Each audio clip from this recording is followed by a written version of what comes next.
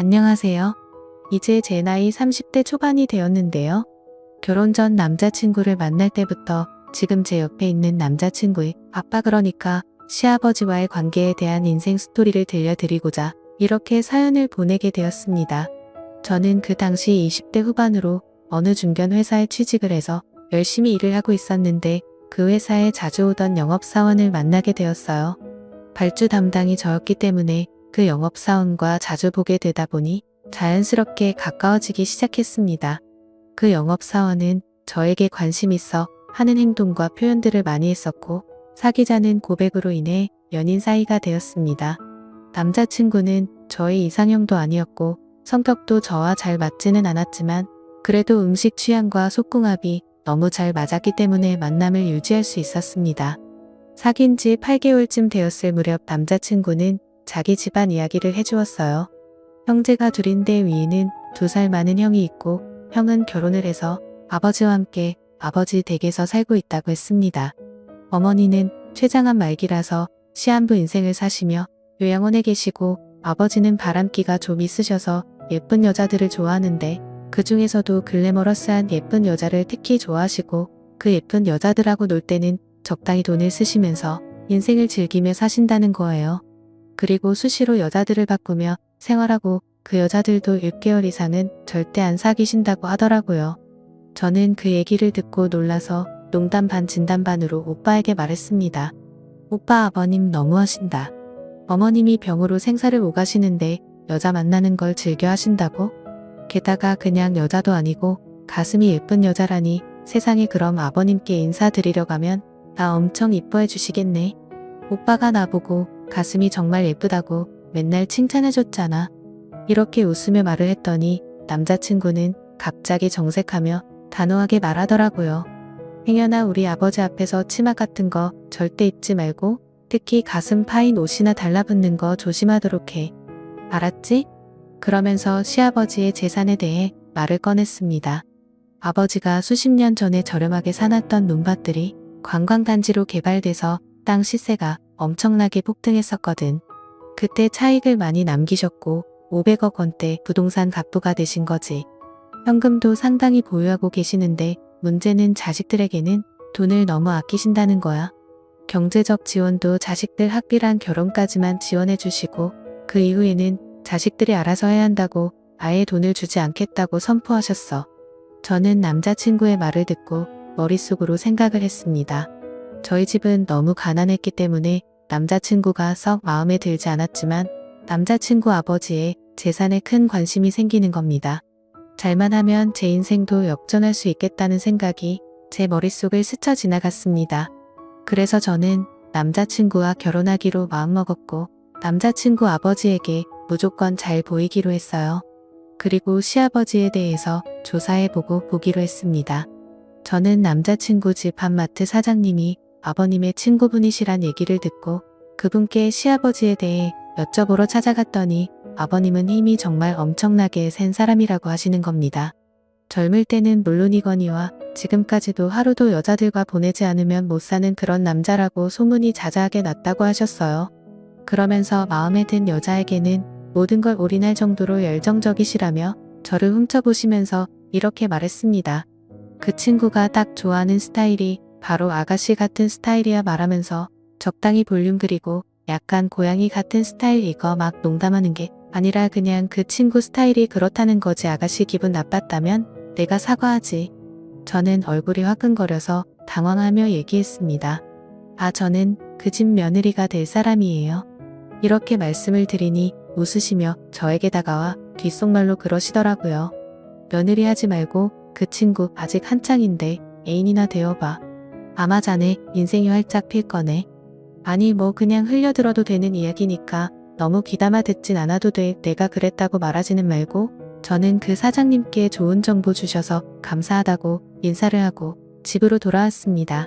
저는 그때 반지하방에서 가족들과 같이 살고 있었는데, 그 지긋지긋한 가난에서 벗어날 수 있는 기회를 꼭 잡겠다고 각오와 다짐을 했었습니다.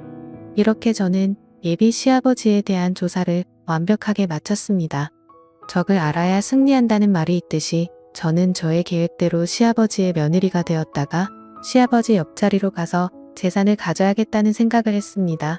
그러던 어느 날 남자친구의 어머니는 병을 이기지 못하고 결국 돌아가셨고 6개월이 흐른 뒤 남자친구 아버지는 막내 아들을 결혼시켜야 하시겠다며 드디어 주말에 저를 집으로 부르셨습니다. 남자친구는 아버지를 만나려면 미리 좀 준비를 하라고 말을 해주었습니다. 저는 기다리고 기다리던 저의 계획을 실행시키기 위해서 준비를 철저히 했습니다.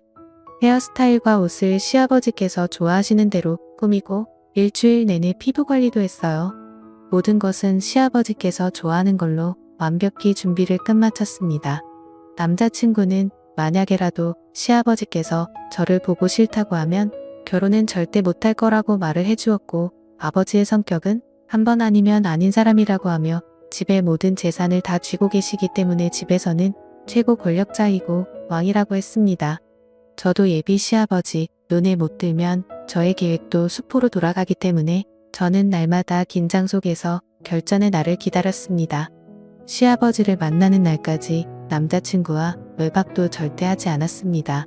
드디어 그날이 다가왔고 저는 남자친구와 차를 타고 집으로 갔는데 딱 봐도 부촌 같은 동네였고 외곽 한적한 곳에 있었는데 집은 3층 집이었고 어마어마하게 크더군요.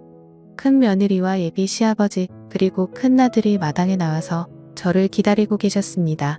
시아버지는 마음에 안 들면 아예 인사도 안 하고 대화도 안 나누고 그냥 집으로 돌아가라고 하신다는 말에 너무 긴장이 되었습니다. 저는 차에서 내려 예비 시아버님께 최대한 상냥하게 연습한 대로 애교 섞이고 귀여운 목소리로 인사를 드렸어요. 안녕하세요. 아버님 처음 뵙겠습니다. 박지민이라고 합니다. 이렇게 인사를 드렸더니 잠시 정적이 흘렀고 그 짧은 순간에도 실수한 게 있나 머릿속이 바빴습니다. 너무 목소리 크고 높았나 괜히 코맹맹이 소리로 말했나 그냥 여성스럽게 말할 걸 마음에 안 드셔서 그냥 들어가 버리시면 어쩌지 바로 그때 시아버지는 뜻밖에도 두 손으로 제 손을 덥석 잡으시면서 환하게 미소를 지으며 말씀하셨습니다. 어서 와요. 오느라 고생이 많았어요. 우리 막내 아들한테 말은 많이 들었어요. 이어서 정말 제가 봤던 아가씨들 중에 최고로 예쁘네요. 자, 어서 들어가요. 저는 안도의 한숨을 내쉬며 대답했습니다. 네, 아버님 감사합니다. 그럼 실례하겠습니다. 예비 시아버지는 제 어깨에 손을 올리시고 집으로 안내해 주셨어요. 시아버지는 제가 너무 마음에 든다며 싱글벙글 하셨고 시선은 제 얼굴부터 시작해서 이곳 저곳을 계속 훑어보시는 것 같았죠. 저는 그 기회를 놓치지 않고 다들 다른 곳으로 보고 있는 사이 정신이 나갔던지 대담하게 나지막한 목소리로 아버님 귀에 대고 애교 섞이게 말했습니다. 마음 놓고 봐주세요. 저 아버님 좋아하시는 스타일로 입고 와봤는데 마음에 드세요? 그리고 큰 목소리로 아버님 외모를 칭찬해드렸습니다. 근데 아버님 정말 50대 맞으세요? 거짓말. 40대 초반으로 밖에 안 보이시는데요? 헬스를 하신다고 들었는데 운동으로 만들어진 몸이라서 그런지. 어머, 이 근육민재 오빠보다 더 몸이 탄탄하고 좋으세요. 아버님 대박. 아버님은 굉장히 기분 좋아하시며 제 손을 덥석 잡으시곤 식탁으로 이끄시더라고요. 빨리 식사들 하러 가지. 저희는 식사를 맛있게 먹고 아버님께서 기분 좋은 날이니 술을 가볍게 한 잔씩 하자고 하시더니 이렇게 말씀하셨어요. 난 오늘 인사 온 지민이가 정말 마음에 드는구나. 하루빨리 결혼 준비하도록 해. 저는 갑작스런 허락 말씀에 뛸 듯이 기뻤지만 최대한 차분하게 말씀드렸어요. 저는 아버님께서 허락 안 해주시면 어쩌나 하고 인사 오기까지 정말 마음 졸였는데 이렇게 결혼하라 해주셔서 감사드려요. 아버님 민재씨도 민재씨지만 아버님을 만난 게 정말 큰 축복인 것 같아요. 제가 정말 잘할게요. 아버님은 저에게 술을 따라주셨고 저는 아버님께서 따라주시는 술에 살짝 취해가고 있었어요. 저는 첫 만남이라 실수를 안 하기 위해 어느 정도 선까지만 술을 마시고 그 이상은 마시지 않았어요. 아버님은 저와 대화가 잘 된다면서 지금까지 자기가 만난 여자들 중에서 제가 최고라고 해주셨고 다시 한번 우리 식구가 된 걸 환영하고 고맙다고 하며 제 등을 두드려 주시고 앞으로 행복한 일들만 있을 거라고 해주셨습니다. 저는 아버님과 금방 친해졌고 또 가족들과도 가까워진 것 같았습니다. 그로부터 몇 달 뒤 남자친구와 저는 결혼식을 올리게 되었고 저희는 신혼여행을 다녀온 후 시댁에서 함께 살게 되었어요. 집이 크니 한 층씩 사용을 하였고 아버님은 저에게 하시는 모든 행동들이 자식들한테 하는 것보다 더 잘해주시고 그 예뻐해 주셨고 사랑을 듬뿍 주셨습니다. 주말이 되면 남편은 자전거 타는 것을 좋아해서 동호회 사람들과 제주도 또는 강원도까지 자전거 여행을 다녔습니다. 1박 2일로 주말마다 갔어요. 그래서 혼자 있는 시간이 많다 보니 남편이 없을 때는 아버님의 권유로 같이 쇼핑도 하고 맛있는 음식도 먹고 등산도 하고 가끔 골프도 치곤 했어요. 아버님과 저희 사이는 더욱 가까워져 갔고 하도 붙어 다니니 남들이 시아버지와 며느리가 아니라 아버님의 두 번째 마누라라고 하시더라고요. 아버님이 아는 분은 저에게 사모님이라고 농담식으로 부르곤 했어요. 그런데 이상하게 아버님은 그 사람들에게 농담 그만하라는 말씀을 전혀 하지 않으셨어요. 그러던 어느 날 저는 아버님과 술을 한잔하면서 아버님에게 부탁이 있다고 말씀을 드리니 아버님은 제 부탁이면 다 들어주겠다고 말해보라고 하셨습니다. 저 아버님 사실 요즘 너무 행복한데 마음 한구석은 항상 친정 식구들 걱정이 되거든요. 저만 이렇게 좋은 집에서 아버님 덕에 호강하면서 사는데 저의 친정 식구들은 반지하방에서 고생하고 있으니 마음이 불편해서요. 염치 없지만 아버님께서 조금만 도와주시면 안 될까요? 이런 말씀드려서 죄송해요. 아버님 이렇게 애교 섞인 목소리로 부탁을 드렸더니 아버님은 기다렸다는 듯이 말씀하시더라고요. 그래 우리 며느리 걱정이 많았지. 안 그래도 다 끝내놓고 깜짝 선물로 너한테 말해주려고 했었다. 착한 우리 며느리가 친정 걱정을 왜 안 하겠나 싶어서 내가 준비 다 해뒀지. 이미 40평대 아파트로 준비를 다 해놨고 지금 살림살이 넣고 있으니 다음 주에 사돈어른과 동생들이 이사만 하시면 되겠구나. 명예도 우리 며느리 앞으로 해놨으니까 네가 알아서 하도록 해. 어머, 아버님 정말요? 너무 감사해요. 이거 꿈 아니죠? 저는 아버님이 너무 감사해서 저도 모르게 울면서 아버님 품에 안겨버리고 말았고 아버님은 뭘 그런 거 가지고 우냐면서 저를 꽉 안아주시며 토닥여 주시는데 아버님의 품은 너무 따뜻했습니다. 저는 이때다 싶어 아버님께 애교 섞인 말로 얘기했습니다. 아버님, 이제 다른 여자들 안 만나시면 안 돼요. 그 대신 제가 아버님께서 원하시는 대로 다 해드릴게요. 아버님은 저만 보셨으면 좋겠거든요. 아버님은 웃으시면서 제 머리를 쓰다듬으시며 말씀하셨어요. 다른 여자들 만나서 즐기는 재미로 사는데 우리 예쁜 며느리가 그 빈자리 채워준다는데 한번 생각해봐야지. 그리고 아버님은 그 이상의 선을 넘지 않고 금단의 선을 잘 지키셨습니다. 아주 멋진 아버님이셨어요. 다음날 부모님께 이사갈 준비하면 안 된다고 자초지장을 말했더니 울먹이시며 고맙다고 하셨습니다.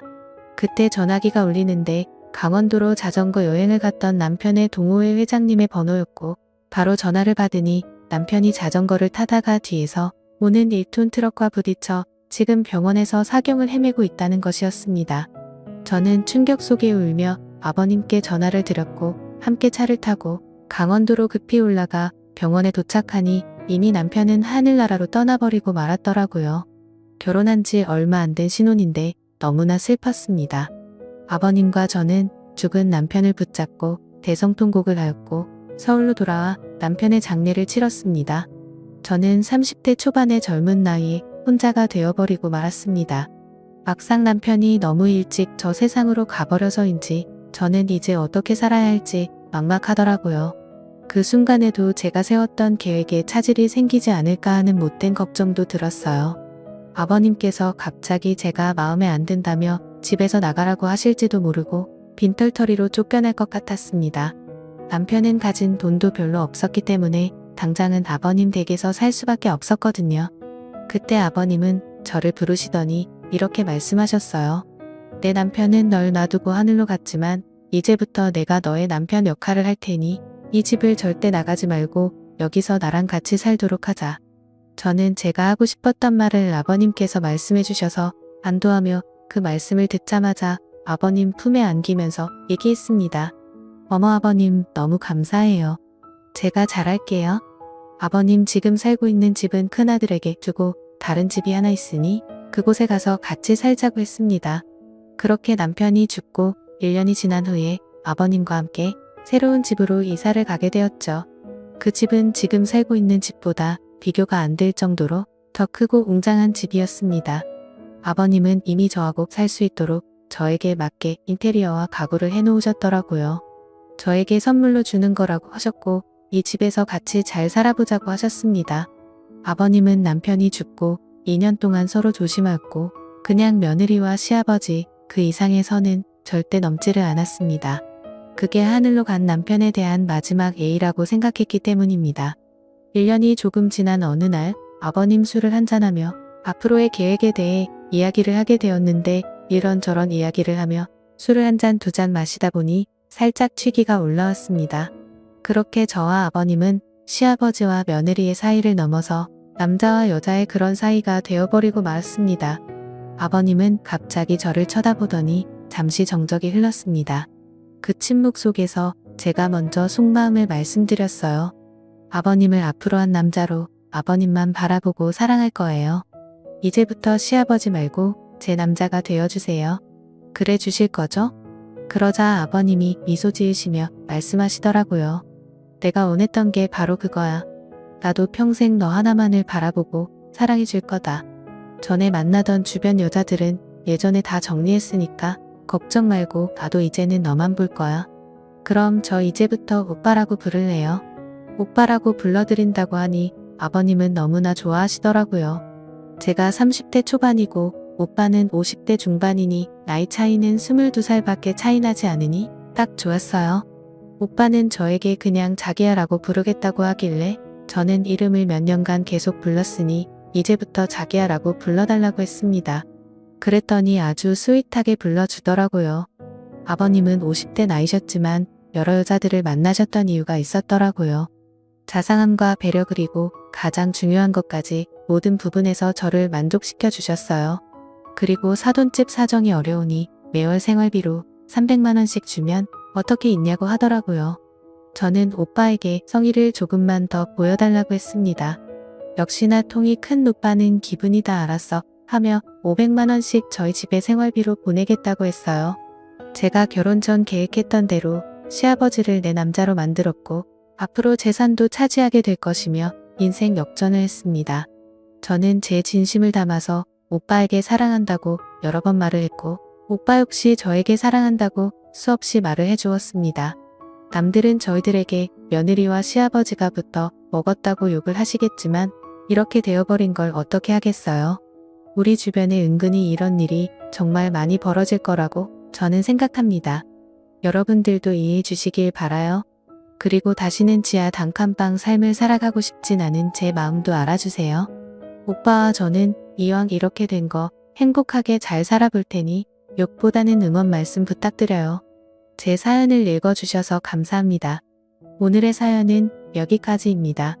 구독과 좋아요, 알림 설정 부탁드립니다.